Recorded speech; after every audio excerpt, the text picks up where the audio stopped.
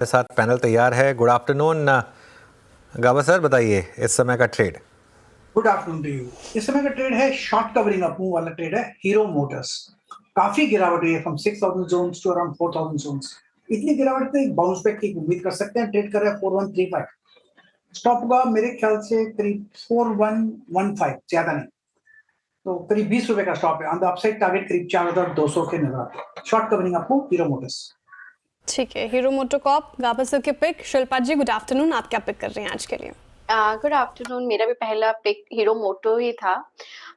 अभी next pick जो है वो ऑयल पे रहेगा। ऑयल यहाँ पे फ्यूचर्स अराउंड 417 418 ट्रेड कर रहा है।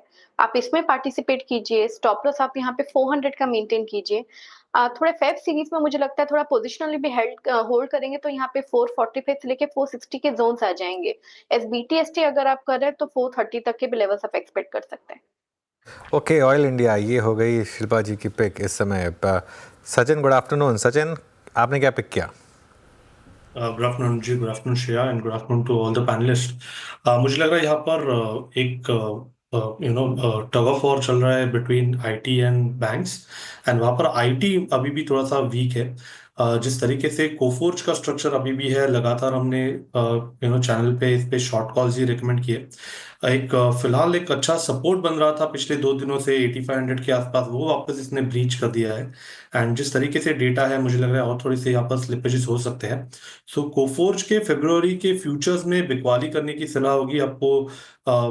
8390 तक ये शॉर्ट्स ऐड करने हैं। स्टॉप लॉस आपको 8455 पे लगाना है on the higher side and हो सकता है कि 8300 का जो सपोर्ट है वो भी ब्रीच हो जाए एंड लगभग अराउंड 8160 तक का एक ड्रॉप नजर आए। तो फ्रेश शॉर्ट्स ऐड करने हैं कोफोर्ज के फ्यूचर्स में। ठीक है, कोफोर्ज के फ्यूचर्स में बिकवाली करने के सलाह फिलहाल। रुचित जी गुड आफ्टरनून, आपने क्या पिक किया है? जी very good afternoon to everyone. Bharat electronics में खरीदारी करने की सलाह रहेगी मेरी। तो प्राइमरली हमने पिछले कुछ समय में मार्केट के साथ साथ डिफेंस स्टॉक्स में भी एक अच्छा करेक्शन देखा है, बट बीईएल में यहाँ पे पॉजिटिव डाइवर्जेंस उसका सपोर्ट के आसपास बन रहा है, जहाँ पे ट्रेंड लाइन सपोर्ट है। और वहीं पे देखें तो रीसेंट स्विंग लो जो प्राइसेस ने बनाया, आरएसआई ने एक हायर बॉटम बनाया। और जब भी ऐसे डाइवर्जेंसेस फॉर्म होते हैं तो यूजुअली स्टॉक का एक पुल बैक मूव एक दिखाने का प्रोबेबिलिटी ज्यादा रहता है। तो करंट लेवल्स पे 262 के स्टॉप लॉस से बीईएल में खरीदारी करें, 290 के अराउंड के टारगेट से स्टॉक में आ सकते हैं। ओके, चलिए अब आशीष चतुर्मुखी के पास चलते हैं। आशीष गुड आफ्टरनून। आशीष, आपकी stock pick. Good afternoon Anuj, good afternoon Shreya. तो देखिए, हमें जो स्पेशलिटी केमिकल का सेगमेंट है वो काफ़ी इंटरेस्टिंग लग रहा है अनुज। पहले इसकी चर्चा भी की है, तो हमें लगता है कि ये स्पेस अब थोड़ा सा इमर्ज होना शुरू हो चुका है। एक तो रुपये की जो वीकनेस है उसका तो एक बेनिफिट डेफिनेटली केमिकल कंपनीज को मिलेगा, बट साथ ही साथ जिस तरह से एक रिकवरी यूएस और यूरोप मार्केट्स में आएगी और कहीं ना कहीं एक जो रीस्टॉकिंग का ट्रेंड वापस एक शुरू हो रहा है, तो उसका बेनिफिट स्पेशली केमिकल कंपनीज के अंदर में देखने को नजर आएगा। अब यहाँ पर पे अलग अलग कंपनीज है, अलग अलग केमिस्ट्रीज के अंदर काम कर रही है। तो अगर से हम फ्लोरीन बेस्ड केमिस्ट्री की बात करें या जो कंपनीज रेफ्रिजरेंट और रेफ्रिजरेंट गैसेस के अंदर में काम कर रही है, उनमें 2 कंपनियां हमें काफी पसंद है। पहली होगी एसआरएफ और दूसरी होगी गुजरात फ्लोरो। हमें लगता है कि इनके अंदर बहुत ही प्रॉमिसिंग ट्रेंड बनना शुरू हो चुके हैं और कोई भी डिप में ये स्टॉक्स मुझे लगता है एक अच्छे ट्रेंड बनाएंगे, क्योंकि आज एसआरएफ में एक अच्छी अपमूव आ चुके हैं। एज अ डिस्क्लोजर दोनों ही स्टॉक हमारे पोर्टफोलियोज में, तो मैं चुनना चाहूंगा गुजरात फ्लोरो को, जहां पर पे मुझे लगता है कि एक तो जो कंपनी है वो सबसे पहले फ्लोरोपॉलीमर्स के अंदर में मार्केट लीडर है इंडिया के अंदर में, तो सबसे बड़ी फ्लोरोपॉलीमर्स की कंपनी है। साथ ही साथ फ्लोरो स्पेशलिटी केमिकल्स के अंदर में काम कर रही है। और अभी जो ट्रिगर है वो रेफ्रिजरेंट गैसेस की वजह से, जब हमने देखा कि HCFC 22 करके जो रेफ्रिजरेंट गैस है उसके लार्जेस्ट मैन्युफैक्चरर, हमें एक गैसेस के अंदर में एक अपटिक देखने को नजर आया, तो उसका बेनिफिट एसआरएफ और गुजरात फ्लोरो दोनों ही कंपनीज को मिलेगा। साथ ही साथ गुजरात फ्लोरो की एक सब्सिडरी कंपनी है जो कहीं ना कहीं ईवी के जो केमिकल्स हैं उसके अंदर में काफी काम कर रही है, और उसके भी जो नंबर्स हैं वो फाइनेंशियल ईयर 25 के एंड के बाद आपको आना शुरू हो जाएंगे। तो हमें लगता है कि वहां से भी एक अच्छी खासी टॉप लाइन ग्रोथ देखने को नजर आएगी। और एक और चीज जो हमें काफी पसंद आई वो आई इस क्वार्टर के नंबर्स, जहां पर पे मार्जिन में एक अच्छा खासा हमें इंप्रूवमेंट देखने को नजर आया।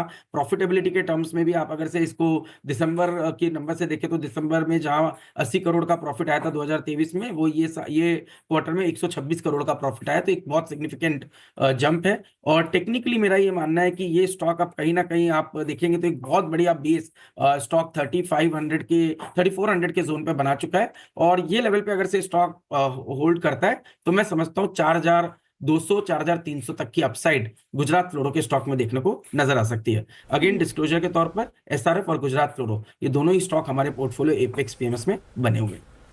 ठीक है, आशीष जी को पसंद आ रहा है गुजरात फ्लोरो और एसआरएफ। अब सोमिल जी की तरफ चलते हैं। सोमिल जी, गुड आफ्टरनून, आपकी पिक क्या होगी? आईटी पैक बहुत ही वीक लग रहा है, ओवरऑल बायस नेगेटिव है। HCL टेक में शॉर्ट करना चाहूंगा। ऊपर में 1735 के स्टॉप लॉस होंगे और जो टारगेट होंगे वो अराउंड 1620 के टारगेट्स होंगे। एक छोटा सा फ्लैग पैटर्न बना है और नीचे की तरफ टूटा है। 20 आवरली मूविंग एवरेज से रेजिस्टेंस ले आए आज, तो एक शार्प सेल ऑफ एक्सपेक्ट कर रहा हूँ। Okay, sharp sell off expect कर रहे हैं यहाँ पर HCL टेक पर। ये इस समय व्यू मार्केट थोड़ा सा, जैसा हम डिस्कस कर रहे हैं, थोड़ा हल्का हुआ है, लेकिन एक स्टॉक जो आज सुबह से शानदार तेज़ी में बना हुआ है वो है SRF। एक बार वापस लेकर आइए SRF का चार्ट। और सुबह सुबह हमने ये स्टॉक डिस्कस किया था, क्विक सिंगल्स में भी किया था, उसके बाद भी डिस्कस किया था ये स्टॉक, और अब फ्रेश इंटरडे हाई पर, जी हाँ 2798 पर ये स्टॉक का, और सुबह बात हुई थी इसके ऊपर। सचिन, कोई फॉलो थ्रू एक्शन इस स्टॉक में? अनुज जी, इनफैक्ट कल के सत्र में भी हमने इसे आइडेंटिफाई किया था मॉर्निंग शो में ही।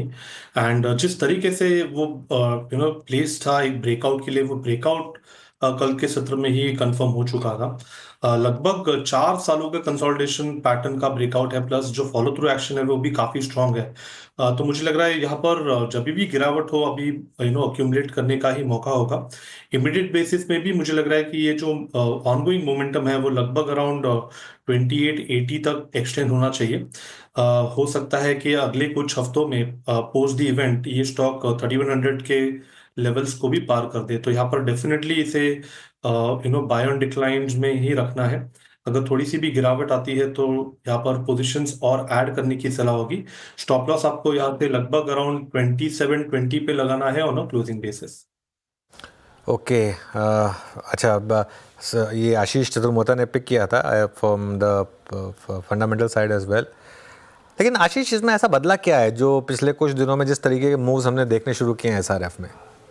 तो बिल्कुल देखिए, जो रेफ्रिजरेंट गैसेस हैं वहां पर पे एक तो थोड़ा सा अनुज अपटिक आना शुरू हुआ है, और दूसरी बात जो है कि हमें लगता है कि जो यूएस में और यूरोप मार्केट में एक रिकवरी आपको देखने को नजर आएगी। एक आप देख रहे हैं वहां पर पे रीस्टॉकिंग का वापस एक ट्रेंड बन रहा है। जो अभी तक हम देख रहे थे कि केमिकल्स को जो सबसे बड़ा चैलेंज आ रहा था वो आ रहा था कि कहीं ना कहीं स्टॉकिंग नहीं कर रहे थे डीलर्स, और अब उसके अंदर में एक चेंज ऑफ ट्रेंड हमें देखने को नजर आया।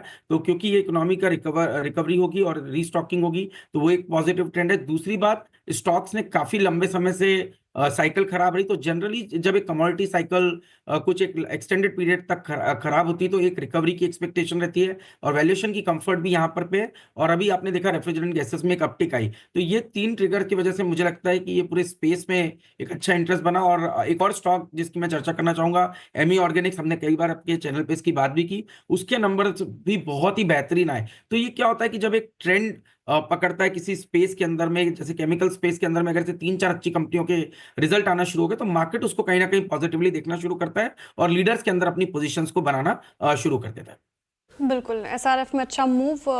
लेकिन अनुज सर, आपका भी व्यू मैं जानना चाहूँगी केमिकल एज स्पेस, आप कैसे देख रहे हैं? जिस तरीके से तेज़ी देखने को मिल रही है पर्टिकुलर कुछ काउंटर्स में, साथ ही कंसिडरिंग बजट भी, किस तरह के डेवलपमेंट्स, एंड आपकी क्या राय रहेगी इस स्पेस?